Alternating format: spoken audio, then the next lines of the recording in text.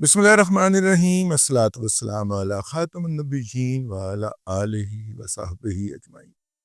السلام علیکم ورحمۃ اللہ وبرکاتہ۔ آج 28 مئی ہے جی۔ آج سے تقریباً 27 سال قبل پاکستان نے آج کے روز 3:17 پر 5 دھماکے کیے تھے اور اگلے دن پھر ایک اور دھماکہ کر کے ایک سکور اوپر کیا تھا۔ سکور اس وقت 6-5 تھا، آج سکور 6-0 ہے، لیکن 6-0 سکور کسی اور میچ کا ہے اور 6-5 سکور کسی اور میچ کا تھا۔ اس کے اوپر ذکر کریں گے، دونوں الگ الگ ایونٹ ہیں۔ صرف آغاز اس کا یہاں سے کر لیں کہ اس جشن کے اندر یا اس خوشی کے اندر پی ٹی آئی نے وہ جو ہوتا ہے نا فساد ڈالنے والی ماسی جو ہوتی ہے شادی کے اندر فساد ڈالنے والی، اس ماسی کی طرح بتایا کہ جناب اس پورے واقعے کے اندر جو سرکاری سطح پہ وفاق کی طرف سے بھی، پنجاب کی طرف سے بھی اور سندھ کی طرف سے بھی جو دیے گئے ہیں اشتہار، اس کے اندر ڈاکٹر عبدالقدیر خان صاحب کا کوئی ذکر نہیں ہے۔ اور ظاہر ہے کہ ڈاکٹر عبدالقدیر خان صاحب کو لے کر ان کا ذکر جو ہے وہ انہوں نے کیا، جماعت اسلامی نے ان کو اون کر لیا تھا 3 دن پہلے ہی کہ ہم ڈاکٹر قدیر صاحب کے نام سے 28 مئی کی جو ہے وہ سیلیبریشن کریں گے۔ اور اب ڈاکٹر قدیر خان صاحب جو ہیں ان کا اتنا حق تو بنتا ہے جماعت اسلامی کے اوپر۔ ڈاکٹر قدیر خان صاحب جو تھے وہ پروفیسر خورشید احمد خان کے بھائی جو ہیں، جو کہ وائس چانسلر بھی رہے میرا خیال ہے اسلام انٹرنیشنل اسلامک یونیورسٹی کے، ڈاکٹر قدیر صاحب کے ساتھ جماعت اسلامی کا یہ تعلق تو بنتا ہے، تو ان کو اون کرنا چاہیے تھا، سو انہوں نے کیا۔ ویسے چلتے چلتے ڈھاکہ جماعت اسلامی کے جو سربراہ ہیں ان کو حسینہ واجد نے پھانسی کی سزا دے دی ہوئی تھی اور وہ اپنی سزا کے اوپر عمل درآمد کے منتظر تھے کہ حسینہ واجد کی اقتدار سے روانگی ہو گئی، اور اب وہ جو ہیں وہ باعزت طور پہ آج بری کر دیے گئے ہیں۔ ایک آدھ دن میں ان کی رہائی بھی عمل میں آ جائے گی، لیکن فی الحال تو جو ان کی تصاویر اور ویڈیوز آئی ہیں سوشل میڈیا پہ، وہ ان کو بریت کے بعد پولیس پکڑ کے لے جا رہی ہے۔ ظاہر ہے وہ رہائی کے بھی کچھ ہوتے ہیں نا، ہمارے ہاں وہی قانون ہمارے ہاں نافذ ہے جو ان کے ہاں نافذ ہے، چلے۔ تو انہوں نے ڈاکٹر قدیر خان صاحب کا جھنڈا اٹھایا جماعت اسلامی نے، اور ان کے نام کے اوپر اپنی پوائنٹ سکورنگ کا جو تھا وہ پورے کا پورا پیٹرن وہ انہوں نے لیا۔ اس موقع کے اوپر 2 سیلیبریشن تھی اور اس کے اوپر ہم وضاحت کریں گے، جس سے یہ ثابت ہوگا کہ یہ پی ٹی آئی والے کتنے جاہل کے بچے ہیں۔ دیکھیے آج کے دن 2 سیلیبریشن بنتی تھی، ایک تو 27 سال پہلے والی اور ایک یہ کوئی 17-18 کے دن پہلے والی۔ یہ 2 الگ الگ ایونٹ ہیں۔ یہ کچھ یوں ہیں کہ ظاہر ہے کہ جب پاکستان نے، ہم کالج لائف میں تھے تو ہم سنتے تھے کہ پاکستان نے یہ کھلونا بنا لیا ہوا ہے اور جب چاہیں گے اس کو پھوڑ کے اپنا اعلان کر دیں گے کہ ہمارے پاس موجود ہے۔ اچھا، یہ کھلونا جو تھا یہ ہم نے بنایا، جو ہے دنیا کے اندر جو تھی وہ مونوپولی تھی، بھاری پانی جناب فلاں ملک نے، امریکہ نے یا کینیڈا نے دینا بند کر دیا اور فلاں جگہ کے اوپر ایک ایٹمی ری ایکٹر بند ہو گیا، ٹھیک ہے جناب۔ یورینیم جو تھا انرچ یورینیم فلانے ملک نے دینا بند کر دیا اور فلانی جگہ کے اوپر ایٹمی بجلی بنانے والا گھر بند ہو گیا، بجلی گھر بند ہو گیا۔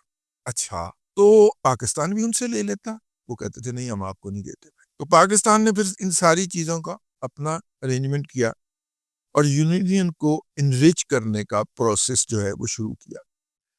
بھئی وہ تو ہمارے پاس لگا ہوا تھا نا، کینپ جو کینیڈا نے دیا تھا کسی زمانے کے اندر 50 میگا واٹ کا، جس کی کیپیسٹی ہم 125 میگا واٹ تک لے گئے تھے اور اب بند کر دیا ہوا ہے، لیکن وہ کینپ ہم نے لگایا تو ہوا تھا نا۔ تو پھر مسئلہ کس کا تھا؟ مسئلہ ایندھن کا تھا۔ ایندھن کو پیوریفائی کرنا، خالص بنانا، مل تو وہ جاتا ہے یورینیم پاکستان کے اندر، ڈیرہ غازی خان کی پہاڑیوں کے اندر پایا جاتا تھا، تو وہاں سے ہم نے یورینیم تو چن لیا، اب اس کو پیوریفائی کیسے کیا؟ تو اس وقت ہم بہت سارے احباب سے اشتیاق میں، اسٹوڈنٹ لائف یونیورسٹی لائف کی بات کر رہا ہوں، ملتے یا ان کے ہاتھ چومتے جا کے کہ جو اس ملک کو اس صلاحیت سے کر رہے تھے، تو ان سے پتہ چلتا کہ بس اصل مسئلہ یورینیم کی انریچمنٹ ہے، پلانٹ تو کوئی بھی چلا سکتا ہے۔ تو یورینیم انریچمنٹ کے لیے فلسفی یا جسے کہنا چاہیے کہ طریقہ کار تو ہمیں ڈاکٹر قدیر صاحب نے لا کے بتا دیا تھا لیکن اب اس کے لیے ریلیونٹ مشینری وہ کوئی آف دا شیلف تو دستیاب نہیں تھی کہ فلانی کمپنی بناتی ہے بالکل منگوا لو، ایسا تو نہیں ہوتا. اور پھر ہم نئے طریقے سے کرنا چاہ رہے تھے اس کی انریچمنٹ، وہ والی انریچمنٹ مہنگی بہت تھی. تو پھر ہم نے کیا کیا کہ ہم نے فلسفی وہاں سے اٹھائی اور پارٹس جو تھے وہ ہم نے بنوائے، جس کو آپ کہہ لیں کہ گوجرانوالا، گجرات، وزیر آباد، سیالکوٹ. اگر آپ کو میں عرض کروں کہ گورا اس کو پاکستان کی گولڈن ٹرائنگل کہتا ہے. مطلب دیکھیں نا، آپ سیالکوٹ سے چلیں گجرانوالے آئیں، گجرآباد سے چلے وزیر آباد جائیں، وزیر آباد سے دوبارہ سیالکوٹ جائیں. وہ اس کو پاکستان کی گولڈن ٹرائنگل یا انجینئرنگ ٹرائنگل کہتا ہے. تو ڈاکٹر قدیر صاحب نے کہا کہ اے ویکھو اینج دی مشین ہونی چاہیے تھی، ایتھوں بن گئی. تو پھر وہ ہم نے بنوائے بقول ہمارے ایک اس طرح کے بزرگ سائنسدان کے کہ یار ہم نے گجرانوالے کے اندر جو دودھ رڑکنے والی مدانیاں تھیں ان سے ہم نے یورینیم انریچ کیا. یہ ان کا ایک انفارملی بیٹھے ہوئے اس طرح کی گفتگو کے اندر یہ انہوں نے فرمایا. ٹھیک ہے، ان کے صاحبزادے آج کل پاک فوج میں اعلیٰ پوزیشن پہ ہوتے ہیں، سمجھ تو سی گئے. تو یہ ہم نے اچیومنٹ کی. تو گورے کو یہ نہیں تھا کہ آپ نے ایٹمی بم بنا لیا، ایٹم بم بنا لیا یا آپ اس کا دھماکہ کر دیں گے. گورے کو یہ تھا کہ یار ہم اتنے ملکوں کی لوگ مل کے اتنے ارب ڈالر، اتنے خرب ڈالر تو نہیں کہے جا سکتے، اتنے 100 ارب ڈالر جو ہیں وہ ہم لگا کر ہم پہنچے 92% کے اوپر. آپ 96 97 کے دعوے دار بن گئے ہو. یہ میں بتاؤ تو صحیح تم نے کیا کیسے؟ اب اس وقت مسئلہ یہ تھا کہ ہیرو تھے ہمارے اس پورے پروجیکٹ کے قدیر خان صاحب، جو بتا رہے تھے کہ اے انج کرید ہے، اے پتہ کرو کہ جی ایف سی فین والے ایسا نہیں کوئی چیز بنا رہے نا. وہ کہتے ہیں جی ایف سی فین والے نہیں بنا لے اور رائل فین والے بنا رہے جی. میں اس طرح ہوتا تھا. تو ان سے جناب وہ پھر چیز بنوائی جاتی اور وہ مشین تیار کروا دی جاتی اور مشینیں وہ تیار کروائی گئی. ٹھیک ہے، تو اب ڈاکٹر قدیر خان کو ٹھیک ہے وہ ٹارگٹ کر لیا سارے ویسٹ نے. تو پھر پاکستان کی مقتدرہ نے کیا کیا کہ ڈاکٹر قدیر خان صاحب کو پیچھے کیا اور ڈاکٹر سمر مبارک مان یا اس طرح کے کریکٹر تخلیق کیے کہ ڈائیورژن لگائی جائے کہ یار ایم ہی سی بس اصل کام میں نے کیتا. وہ بیسیکلی ڈاکٹر قدیر خان صاحب بہت زیادہ فوکس ہو گئے تھے، ان کی جان کو خطرہ ہو گیا تھا. تو پھر ہماری حکومت نے یہ طے کیا کہ ان کو ذرا ایسے کہا جائے کہ بھائی یار وہ بس فی الحال وہ ہمیں تھیری دے کے تو سائیڈ پہ ہو گئے تھے، باقی تو کام انہوں نے کی. اگر مشرف صاحب جو تھے وہ ڈاکٹر قدیر خان صاحب سے اعترافی بیان کروانے کی احمقانہ حرکت نہ فرماتے تو ہماری یہ کیچی میچی ٹیکنالوجی کام کر گئی تھی. بہرحال پھر بھی ڈاکٹر صاحب کو حفاظت میں اس لیے رکھا گیا کہ گورا اس کو چاہتا تھا کہ بھائی اتنا مائنڈ، یہ برین ہمارے سے دور کیسے رہ گیا. ٹھیک ہے، ہم اس کو لائیں، اس کو سہولتیں دیں، اس سے مزید بڑی چیزیں کروائیں.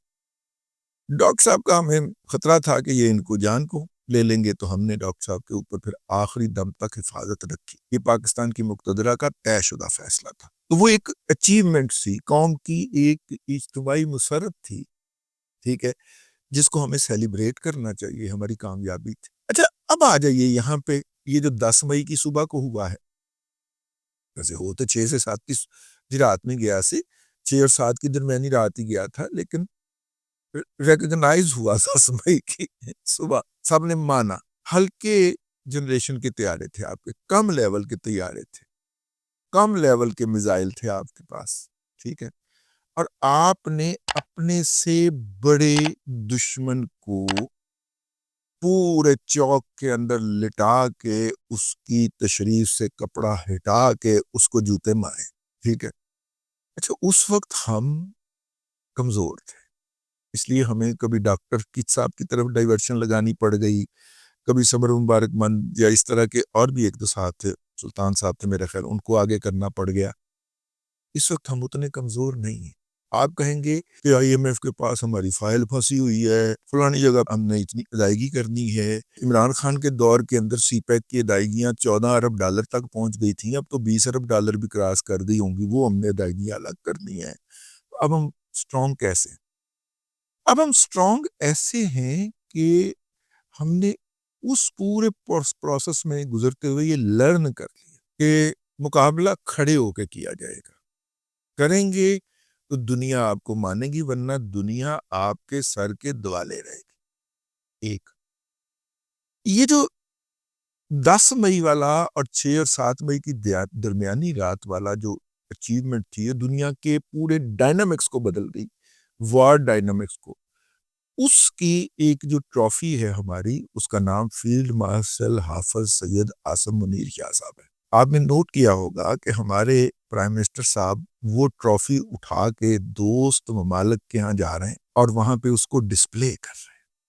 اس طرح ندیم ارشد نیزا پھینکا تھا, اس کے بعد ندیم ارشد کے لے کے آ کے ہم نے لاہور میں ان کا جلوس نکالا, کراچی میں وہ گیا, مختلف کمپنیوں نے ان کو انوائٹ کیا, ٹھیک ہے نا.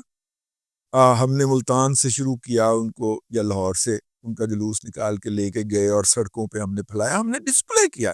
یہ ہماری اچیومنٹ ہے. رائٹ ناؤ اگر آپ نوٹ کریں تو حافظ صاحب اس وقت پاکستان کی اچیومنٹ بنے ہوئے کہ اے بنداجے جس نے ہلکے طیارے سے, ہلکے میزائل سے, ہلکے توپوں سے دشمن کی ای تئی پھیر کے رکھ دی. اب ساری دنیا چاہتی ہے کہ یار یہ فلسفی, یہ طریقہ کار یہ ہمیں بھی ملے, ٹھیک ہے, یہ ہمارے پاس بھی ہونا چاہیے. اور اس میں سے کون کون سا پرزا فٹ بیٹھتا ہے.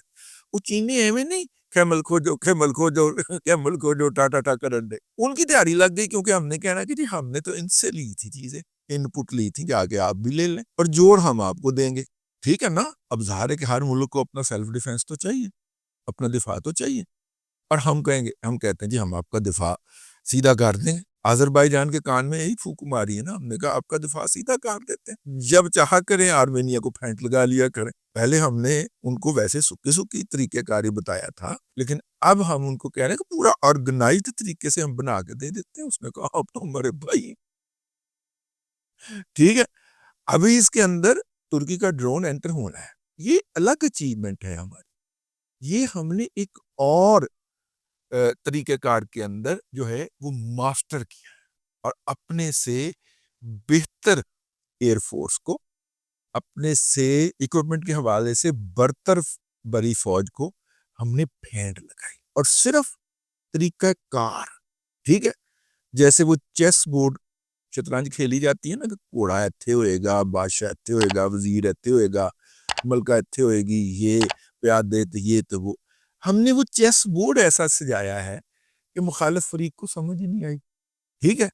مطلب اگر آپ کی طرف سے پھینکی گئی گولی دشمن کو بم کی طرح لگنی شروع ہو گئی ہے, اس کا مطلب ہے آپ جیت گئے. اب تک کے لیے اتنا ہی, اگلے ولاگ کے اندر پھر حاضری ہوگی. اللہ تبارک و تعالیٰ آپ کو آسانی عطا کرے اور آسانی خلق خدا میں تقسیم کرنے کی توفیق عطا کرے.